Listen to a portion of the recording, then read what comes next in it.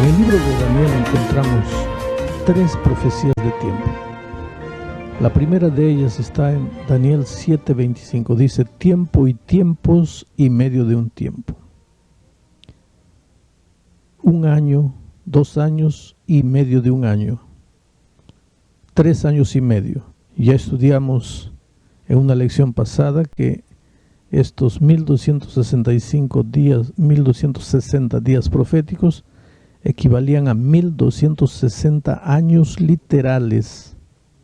Durante este periodo, el poder religioso simbolizado por el cuerno pequeño persiguió a la Iglesia de Dios.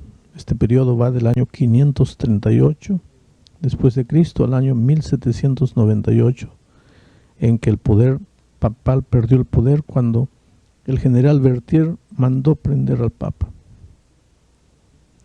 Esta profecía de persecución a la Iglesia de Dios se repite en Apocalipsis 11:2 como 42 meses y en Apocalipsis 11:3 como 1260 días.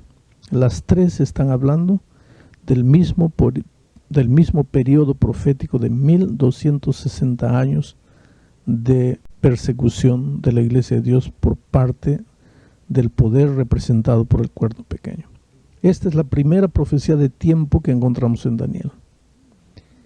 La segunda profecía de tiempo de Daniel es la profecía de las 2300 tardes y mañanas, o sea, 2300 días proféticos que simbolizan años literales. 2300 años literales. Esta profecía le fue dada a Daniel como respuesta a la inquietud de dos santos que conversaban entre ellos. ¿Hasta cuándo el poder del cuerno pequeño va a hacer destrozos? ¿Hasta cuándo el cuerno pequeño va a atacar al santuario celestial? Entonces el otro santo respondió: hasta 2300 tardes y mañanas y el santuario será purificado. Esta es la segunda profecía de tiempo de Daniel. La tercera profecía de tiempo es la de las 70 semanas. 70 semanas son mencionadas por Gabriel, el ángel Gabriel, como parte de la explicación que Gabriel le da a Daniel acerca de la profecía de las 2300 tardes y mañanas. La semana pasada ya estudiamos que esta profecía habla de 490 días proféticos, o sea, 490 años literales. Este periodo empieza el año 457 a.C. con el decreto de Artajerjes para reconstruir la ciudad de Jerusalén. Esta profecía pasa por el Mesías príncipe, por la muerte del Señor Jesucristo en el Calvario y termina con el inicio de la predicación del Evangelio a todo el mundo el año 34 después de Cristo, año justamente de la conversión de Pablo. Bueno, el problema que tenemos que resolver esta semana es el siguiente. ¿Por qué los adventistas decimos que cada día mencionado en Daniel simboliza un año literal? ¿Es capricho de nuestra iglesia para acomodar la Biblia a nuestras ideas? Claro que no. Y por un simple motivo, porque no son los adventistas los únicos que creen en el principio de interpretación profética día por año. Hay otros eruditos que también creen así y no son adventistas. Por ejemplo, uno de los eruditos es un judío muy serio, ya murió. Su nombre era Rashi, vivió entre los años 1040 y 1105 después de Cristo. Este erudito judío tradujo Daniel 8:14 de la siguiente manera: y él me dijo, hasta 2300 años.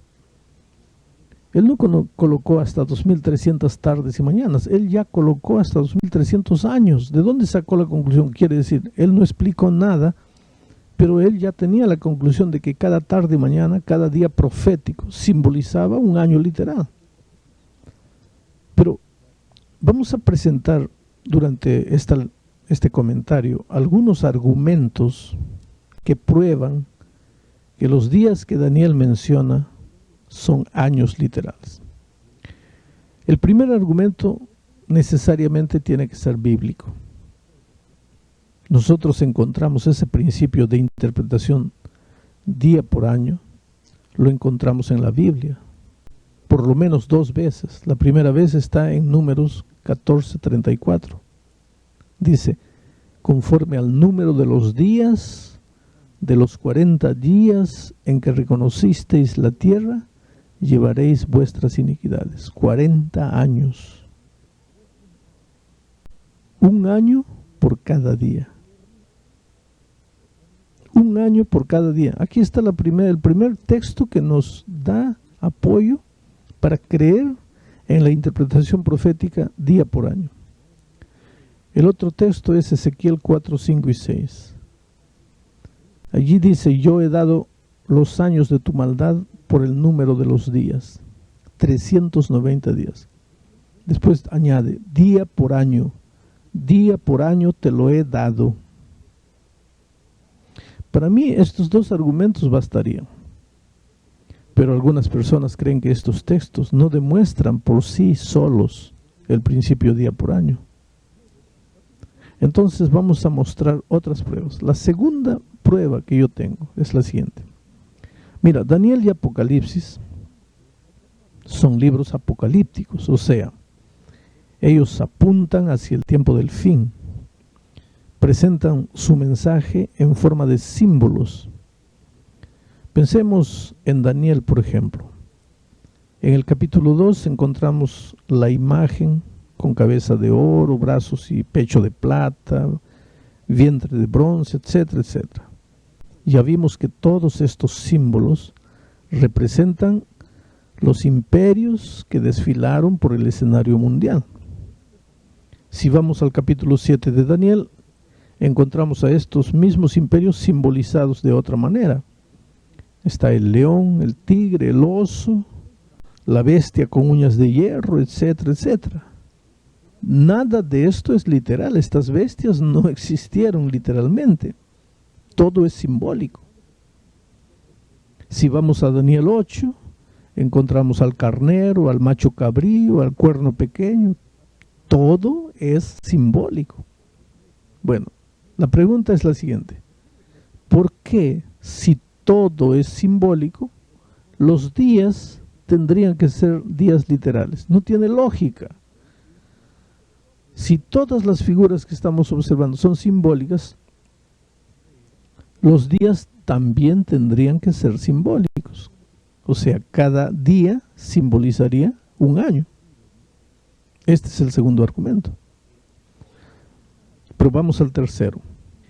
En Daniel 8, 17, 19, 26, se le dice a Daniel repetidas veces que la visión profética que le fue dada estaba reservada para el tiempo del fin.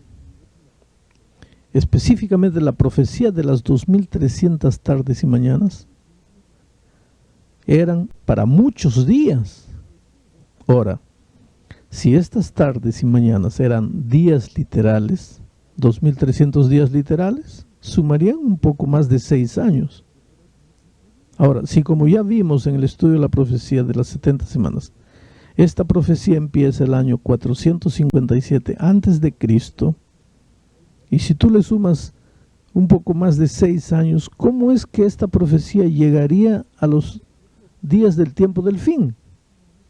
No tendría cómo, no tendría lógica.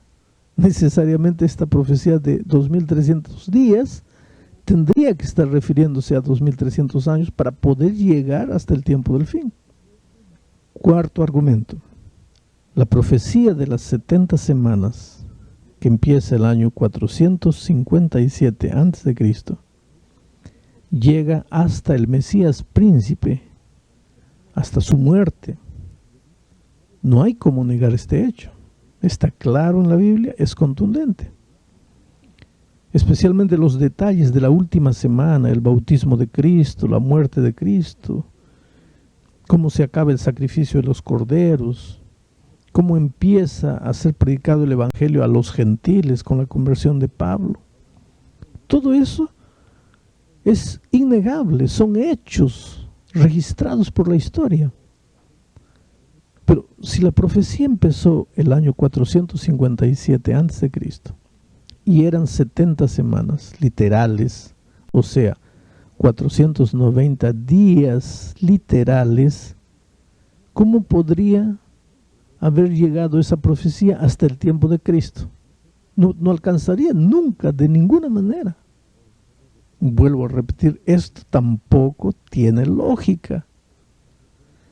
Pero si consideramos los 490 días como días simbólicos y años literales, ahí sí encaja todo perfectamente. Por eso yo creo que cada día simbólico se refiere a un año literal. Pero tengo un quinto argumento para aceptar la idea de que cada día equivale a un año. Mira, si estas profecías son tiempos literales, entonces la persecución de la Iglesia de Dios duró solo 3 años y medio, porque 1260 días da más o menos 3 años y medio. Si estos días son literales, pues la Iglesia fue perseguida solo 3 años y medio, pero si tú vas a la historia y revisas la historia, te vas a dar cuenta que la Iglesia de Dios fue perseguida por más de 1000 años. 1260 años específicamente. Desde el año 538 después de Cristo, cuando el poder religioso de Roma cobró poder y el obispo de Roma empezó a llamarse Papa, hasta el año 1798, en que el poder religioso de Roma perdió el poder cuando el general Berthier mandó preso al Papa. Tengo un sexto motivo para creer que cada día simbólico, profético, se refiere a un año literal. Mira, en Daniel 8:13, un santo le pregunta al otro: ¿hasta cuándo la visión, el continuo y la transgresión de la desolación dará el santuario y la muerte para ser pisoteada? ¿Hasta cuándo? Mira que la pregunta enumera todo lo que estaba mencionado en Daniel 8, o sea, abarca el periodo del carnero, el periodo del macho cabrío y el periodo del cuerno pequeño, o sea, Medo-Persia, Grecia y Roma. Yo te pregunto, ¿todos estos poderes pasaron en solo 2300 días literales? ¿Poco más de 6 años? ¿En 6 años pasaron Medo-Persia, Grecia y Roma? Imposible, imposible. Por lo tanto, todo nos lleva a creer en el principio de interpretación profética día por año. En mi opinión, esta lección de por qué creemos que un día profético equivale a un año debería haber sido una de las primeras lecciones a ser estudiadas, porque así ya podríamos haber hablado con toda confianza en las otras lecciones al explicar las 70 semanas, las 2300 tardes y mañanas, el tiempo y tiempos y medio de un tiempo, en fin. Pero cuando explicamos esas lecciones pasadas, mencionábamos que cada día equivalía a un año, pero no teníamos el argumento, y quien por primera vez estuviese estudiando este texto o escuchando estos comentarios no tenía mucha base para creer. ¿Por qué el comentarista dice que un día se refiere a un año? ¿De dónde saca esa idea? Bueno, en el estudio de esta semana vimos pues que esto no es capricho de un grupo de hombres, no es una interpretación particular de una iglesia, sino que han habido eruditos que no eran adventistas a lo largo de la historia, que también han creído en el principio de interpretación profética día por año.